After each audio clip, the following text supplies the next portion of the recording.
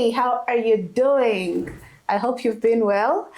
This is Olivia. I'm so excited once again to be engaged in a conversation with my friend Kwizera, a conversation that I believe if you listen to it and if you apply it, it's going to help you, improve the life of your relationships. So my brother, how are you doing? I am good. How are you? I'm good. Last time we were talking about you and I. I know. And not you and I, but you and I. As in the identity, the only you. The only me. We hope you listen to that conversation, because identity is very crucial. And Kwizera, I think even part of our conversation today, there is a way it still connects to identity. It is. Today we are going to be talking about commitment.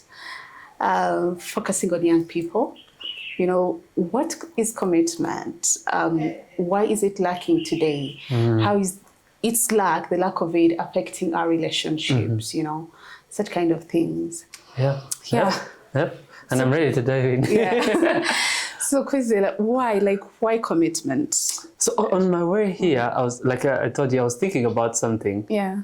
Why, as a society, why do we force grown-up people above 18 and round above 21 to go before the law and tell us they love one another and they want to be married with one another? I know, right? It should have been a private thing. But at the back of my mind, I realized that it's all about commitment. It's all about commitment. And a question would be like, what do we miss if we don't have commitment? Or okay, what is commitment in the first place? What do you think is commitment, by the way? Personally, I think commitment is keeping your word. Keeping your word. Commitment is following through. Commitment is a show of integrity. Commitment is discipline. I mean, it's everything. It's self-love. Yeah. To me, when I hear the word commitment, what comes to my mind is waking up, whether I want it or not, to do something I said I will. Like as simple as that. Because since I said I would do it, then following through. And I realized, I don't know if you see it, but we are in a generation that has commitment issues. Oh yes. Commitment issues, and our lack of it is affecting us. And sometimes we forget that for us as young people, the biggest currency we have is trust, the trust we have from people, the trust people give to us. And we can't get that currency if we don't follow through. No. If we don't give our word and keep it, if we're not committed, to something. So I always wonder, is it because we don't know ourselves as much? Is it because we just don't treasure our relationships as we should? And that's leading to all these cases or scenarios where someone calls you, "Hi, Kwizera, I need your help on this." And you're like, "Yes, I'll do that for you." Sometimes you even put a price on it. "I'll do that for you at this much price." And they never hear from you again. And they keep at the other end just waiting on us, hoping on us. We are delaying their plans. We are just affecting their programs. We are also turning them into a liar because they are probably giving their word to someone else because they're counting on you. Yeah, I think there are a few things I would say about commitment, but let me go a little bit back and say, most of the people we admire, most of the people we treasure, are those who have shown commitment. Think about a person like Jesus. He showed commitment even to the point of death. Talk about people like Nelson Mandela. I mean, we admire him because he spent 27 years in jail following up with his plan. Talk about people like any person, our President Paul Kagame, he spent most of his life in the trenches because he was believing for the liberation of Uganda, of Rwanda. So there's something good. And because of that, we are here. And because of that, we are here. We're enjoying the nation, we're enjoying that fruit. So there's something powerful in the commitment that even the people who we actually see and admire, when you look carefully, we see that they have that commitment. That commitment. And so I wonder, the reason people are not committed, okay, let's focus on the young generation, because that's the one we fall in currently. Is it because they lack a strong why, a strong reason or purpose for them to be committed to that particular thing? Or is it because the reason they're not committed is because they have not understood themselves at a certain level? So they are still people-pleasing. We are still people-pleasing a lot. And someone just asks for something, we say, yes, we can do that. We wake up and make all these fantasy promises. We paint all these plans of what we want to do, but we never follow through. Yeah. I think we can't really separate our identity and commitment. And the more we get to know ourselves, the more we define ourselves, the more we see the things we live for, the more we are committed to those things. For example, I wake up every morning, get out of my bed to go to do work. Now, it's not only work to me, it is ministry. Yeah, true. In fact, in the back of my head, I know I am doing these things. 3 things before I can expect to die. I'm preaching, teaching, and training pastors. Anything in life I am doing is committed to that thing. If I'm going to start a class anywhere, is committed to that thing. What we are doing here is also towards that thing. We are teaching some people, we are training some people in one way or another. There's some knowledge we are imparting. And so because you can see that is a certain way I know myself, then I'm ready to commit to that. I mean, think about if you are not fully, now talking about this, the people in relationships. Bring it on, brother. Like imagine you have not fully and fully accepted that you're going to spend this whole life with this other person. He's not going to stop you from speaking to any person else. Of course. How dare he? Like I can speak to anyone I want. But as that commitment comes, then it narrows your options. But by that commitment is good, Kwizera, because I think the reason we don't get the best out of life is because we are spreading ourselves all over the place.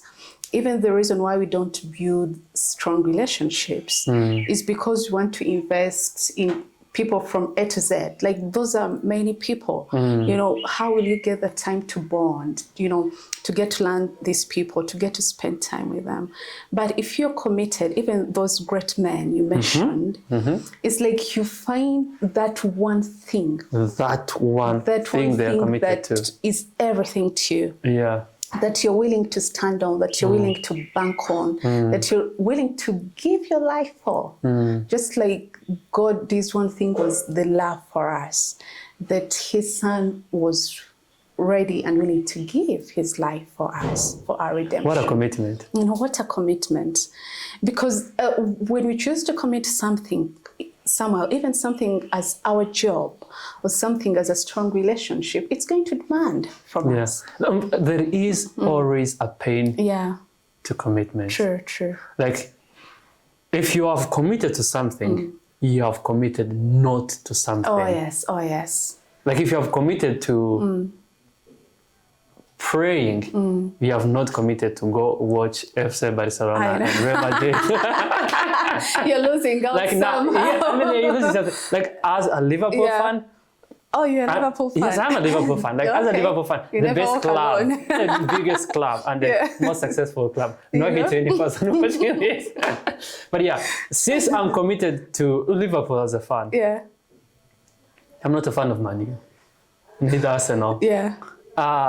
So there's pain to commitment. Now we're talking about the example of Jesus Christ. Like, the pain of his commitment was to the point that he reached a moment where he said, if it is your will, let this be done. But his want was that the cup would be moved away from him. And that's the same thing to even our jobs, like our dreams. Like, if you're going to pick any career and like you want to drill in, like be the best in that thing you're doing, there is a commitment to that. Like, you are going to spend more time in training for that. You're going to spend more time reading books for that. You're going to spend more time going to places where you connect with people that are doing that. And in doing so, you are going to feel the pain of commitment because you will not be allowed to pursue other things. I agree. And in the process of being committed to something, you're going to be challenged. I mean, people will challenge you and ask you, do you think that's the right thing? You know, you're like, I'm investing time in this, you know, I'm doing this to be a better version of me. But people are questioning you. And if you don't have a strong why behind your commitment, you find that you easily, you know, give up because the price is hard. The sacrifices are many that you're going to have to make. So for us, I don't want to live in a generation where we are labeled as unserious people. Imagine. And to be honest, some old men say we are unserious. Yeah. But I think on one hand it's true. On one hand it's true. Yeah. When I think about the commitments, I mean, there is a saying, I mean, it's a word very common here in Rwanda of the people who chose to be engaged in the liberation, that they're too young, but they're not young in their heart or in their commitment. And I believe there are people who are committed in our generation.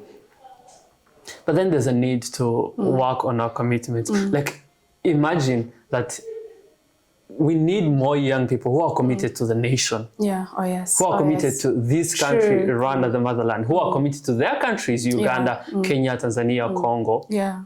We need people who are committed to their communities. Yeah. Be doing umuganda, but also being committed into making sure that there are communities, because within communities, people live well. People live well. People are committed to love. Like to love one person. Love one person. We should stop those heartbreaks. Right? I mean, like, girl or boy, man, like, take one person. I for agree. God's sake. It's just a matter of commitment. You give your to one word. person. You follow through with it. Committed to their churches, committed to their social groups. Like, right? The people who respect are those who have taken sacrifices, committed their lives to things they believed in and did it well. True. Yeah, so what you're trying to say here is that commitment, you give your word and you follow through to the dot. You sign up for something and you show up. Because remember, people are always counting on us. And that's the bad thing of where we are failing as young people. People send all these links maybe to an event or to whatever it is, and you sign up. And people are like, wow, we have all these numbers, people are registering, and we don't show up. And yet, on the other hand, people are basing on that to make decisions. They're investing in resources, different kinds, in terms of the space you're going to meet at, in terms of the snacks you're going to have, only for a handful of people to show up. Because you be there like in the middle of your Saturday and you'd be like, you know what, no, I'm just lazy, I'll not show up. But yet someone, based on your word, you know, to make a decision that's affecting them on the other side if you don't show up. So commitment is very crucial, even as a people, with how we relate as human beings. And I want to believe that that's why our societies were very strong back in the day. Our fathers showed up for those jobs regardless. Whether it was Monday or Sunday, rain or sunshine, people showed up and they worked. Our mothers showed up raising us, never complaining, never leaving us. Life wasn't easy for them, but they knew that this is a big responsibility.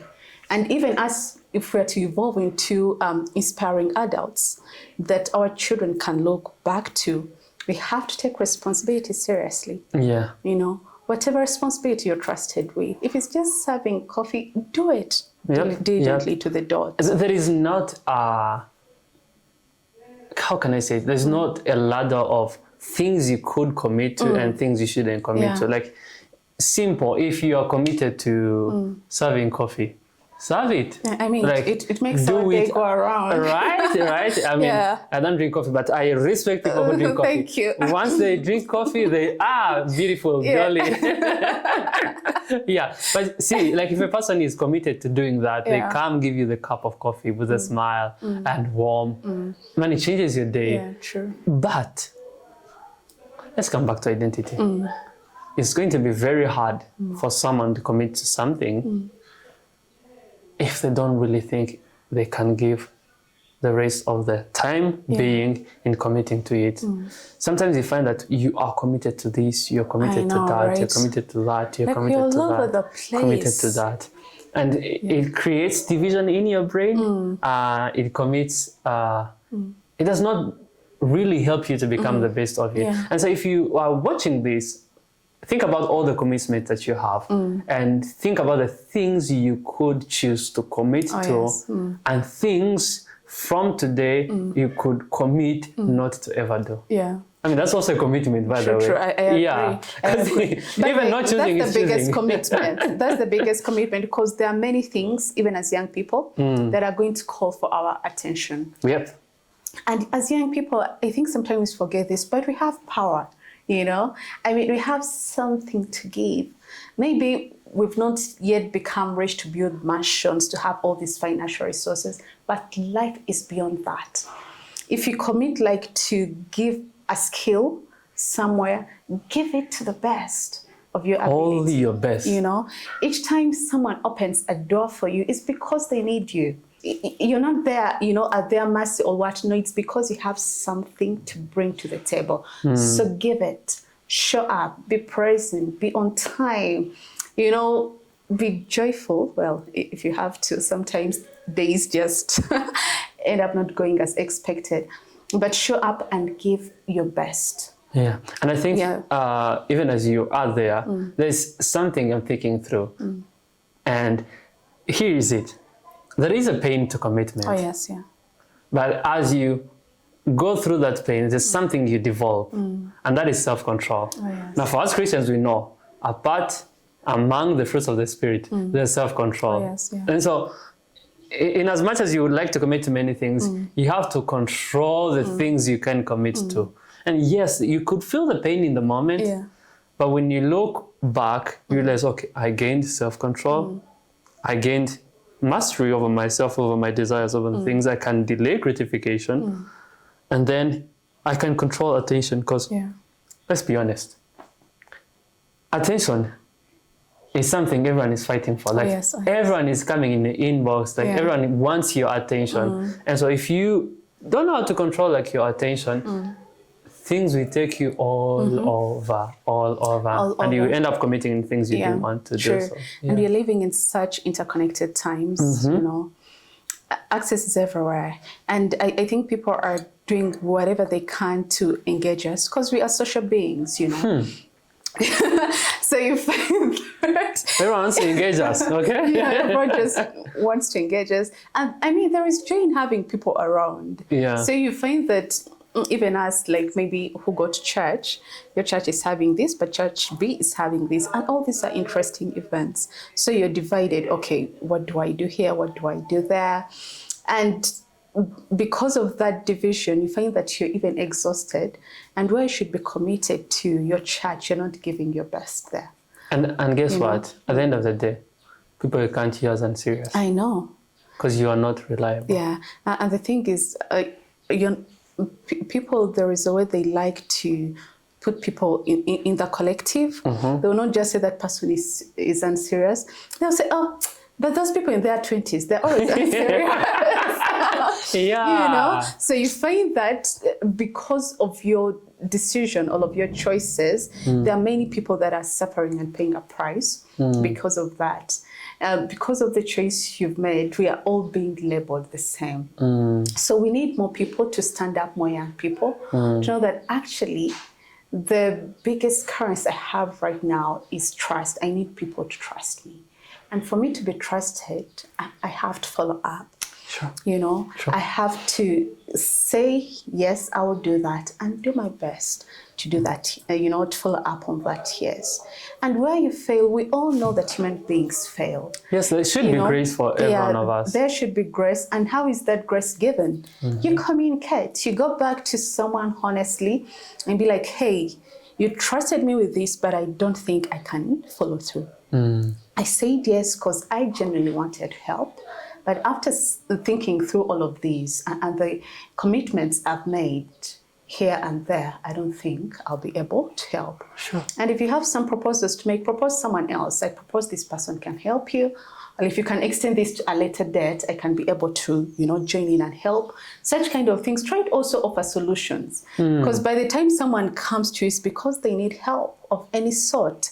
So you shouldn't despise the help you're giving. It might look small to you, but it may mean everything to the other person. Can I say something? Yes, please. Can I connect a few things? Please. Ego and commitment. Oh, yeah. So what I've realized is sometimes we want to commit to things because we feel like when we show up, there's something in us. We are, sometimes our ego can tell us, okay, no, like you need to be here, this is better for you, like you need to be in this is better for you, to the point that you just doing things out of your ego, not out of peace, not out of who you really are. Yeah. And your ego will cause you to commit to things. For example, imagine if I committed to playing golf with a particular... Now, golf itself is very expensive, but now with a particular rich person, I won't say here. And I say I'm committed to that. You know what we do? Yeah. I will probably need a loan. Of course. My sister. Course. Like I will probably need a loan brother. to go and play golf with those rich people. Yeah. But it's my ego shooting me way up, and I'm trying to punch above my weight. Yes. There's a saying in Kinyarwanda, ngo usoroma ibimusumba yihanganira ibimutokoza, which would translate in English that if you are trying to harvest fruits that are way above you, they are going to cause specks of things to enter in your eyes. And so sometimes we are not only getting the specks, but we are almost getting blinded because we have overcommitted, and maybe we are led to that by our ego. I agree. And it's a call to everyone here to like look through the things you're committed to. Why did I commit to this? True. Like, why am I committed to this community? Why am I committed to this organization? Why do I give my Sundays off? I mean, why is such a big question and essential for everything that we are going to be engaged in?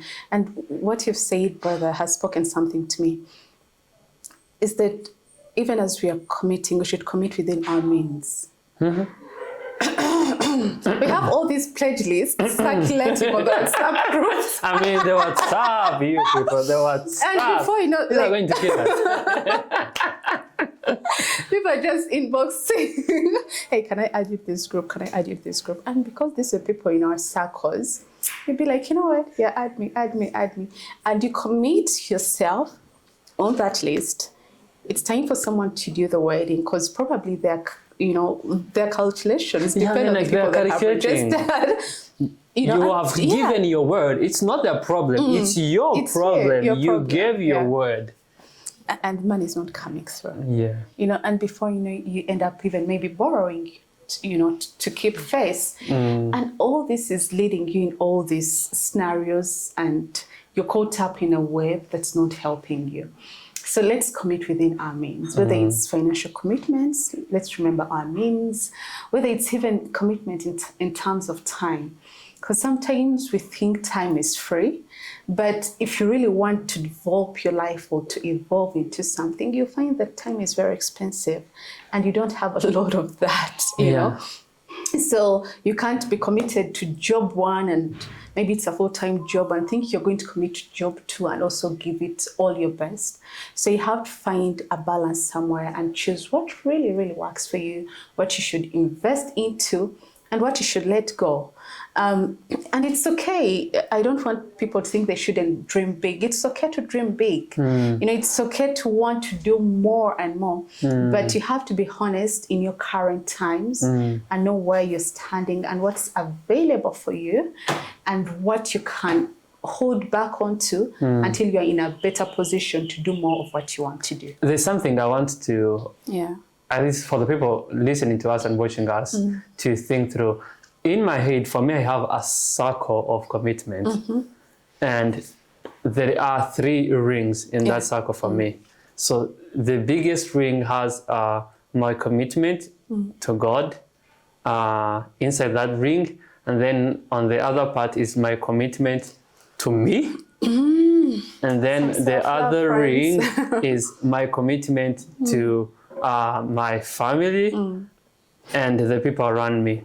And so there is that inside thing, the core that I'm committed to God, who gives me life, who gives me strength, wisdom, and journey, mercies in everything I do in this journey of life. Then there's a commitment to myself, because I'm here, sent by God to do particular things. So I should be connected to my dream, be connected to my vision, be connected to why I am here, and then be committed to a community, to family, and the friends around me. Now, even in the circle of family and friends, not everyone deserves the seat, the biggest seat.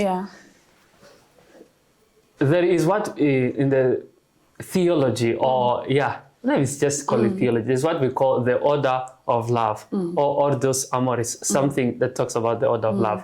You have your kids, your husband, your wife, your kids, and then your That's a good one. You don't start with your kids, you start with your spouse. Yes, I mean, you better. I mean, because the kids are the product of both of you. So commitment to your wife, commitment to your kids, that is like the inner circle, and then there is the commitment to the extended family, and then the community. So, and then to your country, to later commit to the general world, to later commit to the continent. Right? I mean, I hope we have very many Pan-Africanists. So we can later commit to other things. It will help us to not have us running all over like chickenless head or headless chickens. Once a chicken is headless, you're going to have trouble. That reminds me something from what you've said, is that sometimes we want to commit to others before we commit to ourselves. And I want to think that that's because the work of knowing oneself is such a hard job. It's such a hard job that it's easy for us to skip that, that level of accountability. Because, I mean, you are with you all the time, 24 hours. So you can't run away from But are you really with you all the time, 24 hours? You should. That's the ideal. Okay. For any healthy human being, you should be present with yourself at least all through. You hold yourself accountable. You talk to yourself. You check in with yourself. And the good thing with that is that if you take time to be with yourself, then you get to know what you want. Even we're talking about the why, the purpose, and how that kind of pours into how we commit into things. You can't know that if you don't take time to understand yourself. Nope. And you find that once you understand yourself, you can easily fit in a healthy community. You can easily fit in with people who also know what they want, with people who don't just commit to things. Don't you want that? That you can be surrounded with people who really give their word and follow through on it, That you can be surrounded with people who say that they love you, and you see the results of that. Like you literally see that they love you. You literally live in that truth.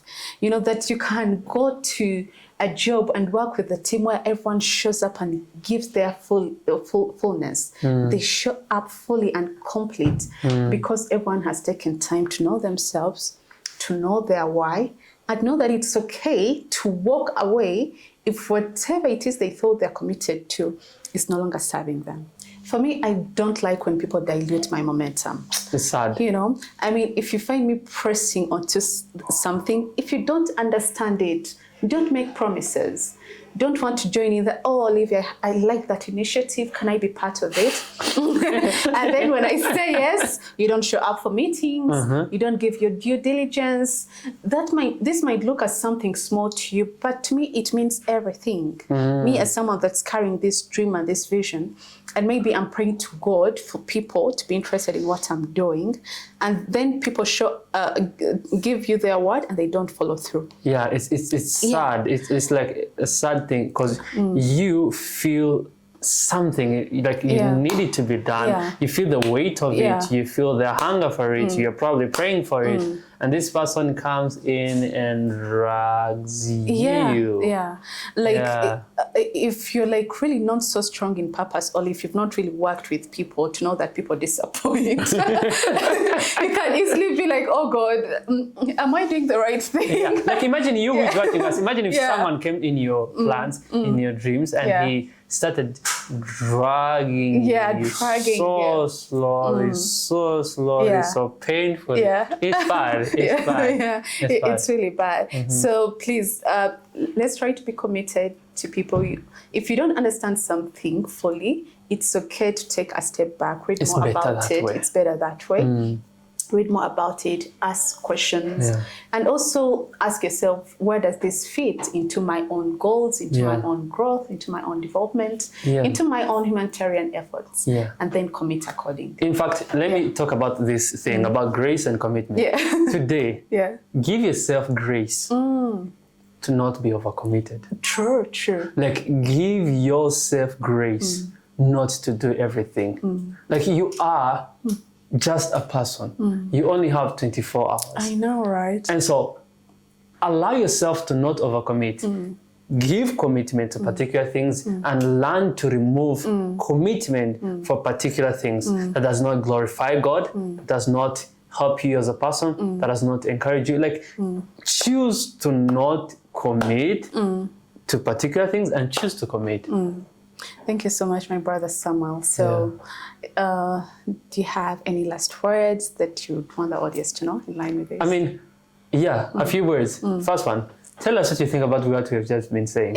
Like in the comments, tell us, what do you think about commitment? Have you ever felt the pain of commitment? Have you ever felt the gain of commitment? How does it happen to you? And if you can, the last word is, please, today, when you watch this, think about the things you're committed to. Oh yes.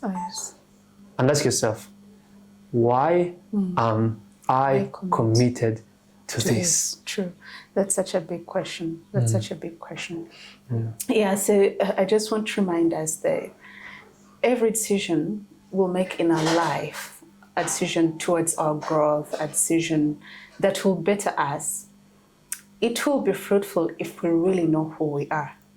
You know, so take time to always ask yourself, who am I? And once you have that question firmly answered, it will even guide the things you're committed to. Because if you know your why, you'll know your purpose. You know even the kind of jobs you want to sign up for. You know, you'll know the kind of people you want to hang around with. Because every step will be leading you to that person that you're aiming at. And before you know, we'll be a generation that people are like, okay, these are serious. These guys are serious. Like, you don't joke with these ones. You know, these are people we can count on. These are people we can trust. And young people, please remember that the biggest currency we have is the trust people have in us. You might not be able to try those big checks just yet. You know, you might not be able to host all these big events and fundraisers, all these things that are always all over the news, to put on all those fashion, outfits and stand Make out. the fashion statement. You might not be able to do all of that, but we have something to give. Our energy, our skill, our commitment, our time. So whenever we tell someone that, yes, we are going to do that, let's do it. When we say we are going to show up, let's show up. Sure. And this goes back to us who are in church, because sometimes in church you find that most of us are volunteering or giving our skill and our time for free. And it's easy to be caught up in this scenario where we're like, okay, if I'm not being paid, why should I even show up? They can get other people for free. Yet people are depending on us. People are depending on us. People are building their vision around our word. So let's try to honor and treasure the trust that people have in us. And please stay committed. Stay committed to that one girl, those in relationships. That one girl. To that one boy. And those who are married, please leave our girls alone. Oh, yes. Where are you taking them? Like, if you take the girls, what are we going to do with? Leave the girls alone. Go with your wife.